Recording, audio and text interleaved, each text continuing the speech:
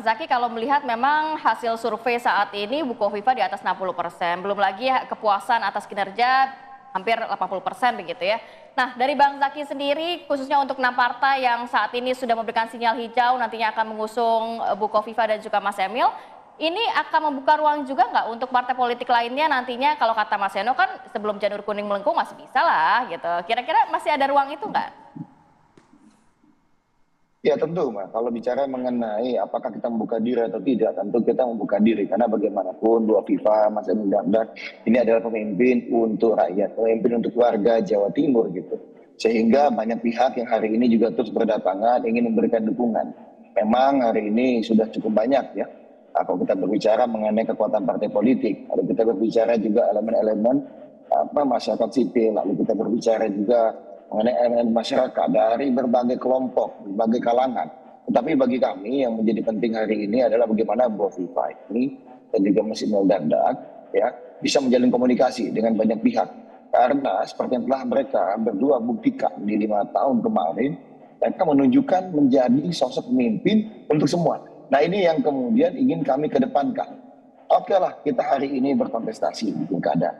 Ya mungkin dengan Mas Seno nanti kita punya beda calon nih Mas Seno. Tapi ini akan sangat baik bagi demokrasi karena bagaimanapun ya kita ingin agar gagasan-gagasan. Memang Bukovifa ya Mas Emil telah terbukti jejak rekamnya, telah terbukti kinerjanya, kapasitas, kapabilitas, integritasnya. Tetapi kita tetap terbuka ya. Butuh juga di dalam kontestasi ini lawan tanding yang sepadan dalam artian apa?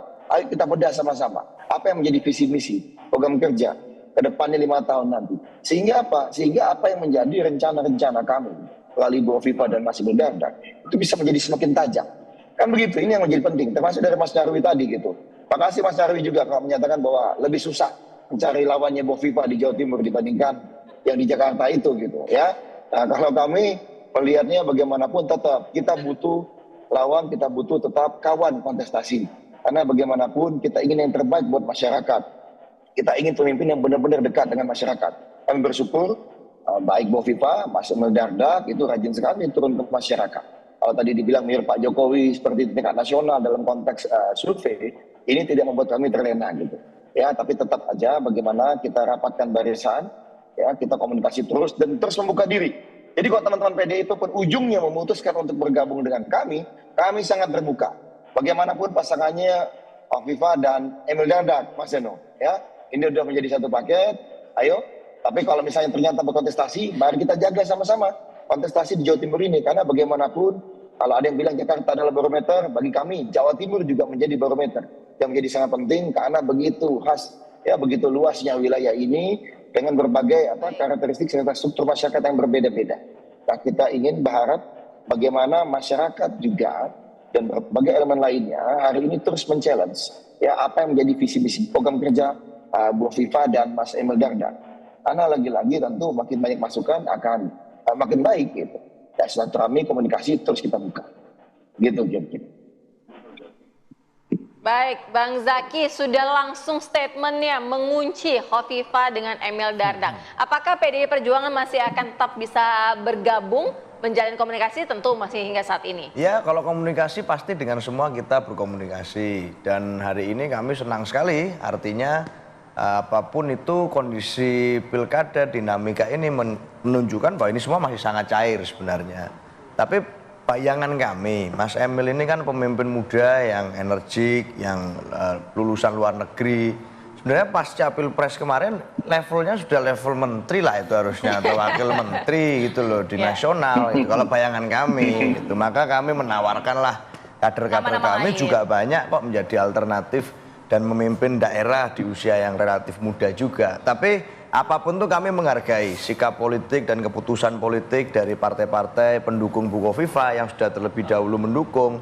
Dan kami artinya kami harus menyiapkan opsi-opsi alternatif dong. Ya. Apakah tetap akan bersama-sama mendukung gagasan yang kita usulkan kemarin, atau kami harus menyiapkan sendiri nih kerjasama politik untuk melakukan misalnya politik nasionalis religius tadi yang kita sampaikan. Artinya PDI Perjuangan disiapkan untuk siap dengan segala situasi, termasuk apabila harus mendorong kadernya sebagai calon gubernur atau calon wakil gubernur. Saya rasa opsi itu kita semua sedang get ready. Itu Pak. Oke, semua opsi masih bisa begitu dilakukan oleh PDIP. Mas Nyarwi, terakhir mungkin kalau misalnya ada nama seperti Pak Kiai Marzuki, kemudian juga Bu Risma disandingkan, akankah menjadi penantang kuat nantinya untuk Bu Khofifah dan juga Mas Emil? Ya, potensi itu selalu ada ya, Ratih. Sekuat apapun kandidat petahana, ya peluang berubah atau perubahan suara itu masih terjadi. Tentu saja ini kan dua variabel ya. Paling tidak tiga, sorry. Yang pertama adalah kekuatan dari pengaruh elektabilitas tokoh petahana itu sendiri. Artinya kalau Bu Khofifah ini memang tangguh sekali ya susah, kira-kira gitu. Tapi kalau lawannya ini juga punya peluang yang basis irisan suaranya ke Bu Khofifah kuat dan itu bisa diambil atau ditarik, itu ada peluang juga bisa bergeser. Nah yang ketiga juga, itu juga biasanya kan ada tokoh-tokoh yang berpengaruh ya. Jawa Timur ini kan pengaruh tokoh kuat dan juga patron klien kuat plus ideologis juga pemilihnya. Juga ya. Jadi kalau di berbagai daerah para tokoh-tokoh itu pengaruhnya kuat dan mengendos misalnya sama-sama adu kuat nih entah ke Bu Khofifahnya atau ke komputernya gitu ya. Nah itu juga bisa bergerak juga ya, termasuk partai-partai apalagi kalau itu bersinergi mesin itu. Jadi ini menurut saya ya sampai hari ini memang kalau saya katakan dari berbagai data survei yang pernah saya baca juga Bu Khofifah masih sangat tangguh, kira-kira gitu. Tetapi politik itu kan selalu berubah ya. Cair ya. Jadi selalu terbuka juga ya ketangguhan Bu Khofifah ini akan diuji juga ya. Terbukti tangguh itu apa? Semua partai itu tergantung ke Bu Khofifah, bayangkan. Coba, itu satu. Artinya pengen jadi mengajukan cawagupnya untuk Bu Khofifah misalnya.